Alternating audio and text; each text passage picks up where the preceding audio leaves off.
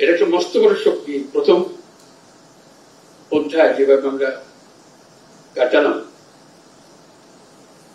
এবং এই কাটানোর মধ্যে যে সমস্ত শক্তি আমাদেরকে ব্যাহত করার চেষ্টা করেছে, আমাদেরকে ভুন্ডুল করে দেওয়ার চেষ্টা করেছে, তাদেরকে সুন্দরভাবে সবাই মিলে মোকাবেলা করতে পেরেছে।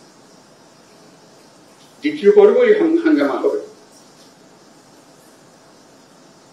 কারণ যাদেরকে বাংলাদেশের মানুষ তাড়িয়ে দিয়েছে, অস্বীকার করেছে, তাদেরকে ত্যাগ করেছে, তারা ফিরে আসার জন্য অত্যন্ত ব্যাপক। প্রতিটি দিন তাদের জন্য মূল্যবান দিন।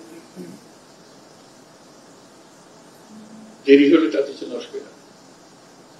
সেজন্য আমাদেরকে শক্ত থাকতে হবে, মজবুত থাকতে হবে, এবং আমরা যেগুলো আলাপ করছি সেগুলো মতভেদ থাকবে, কিন্তু আমরা এর অর্থ নয় যে আমরা একত্র নই, আমরা একত্রে থাকবো। এই প্রথম পর্বের আরেকটা অভিজ্ঞতা হল একই সঙ্গে এই যে আপনাদের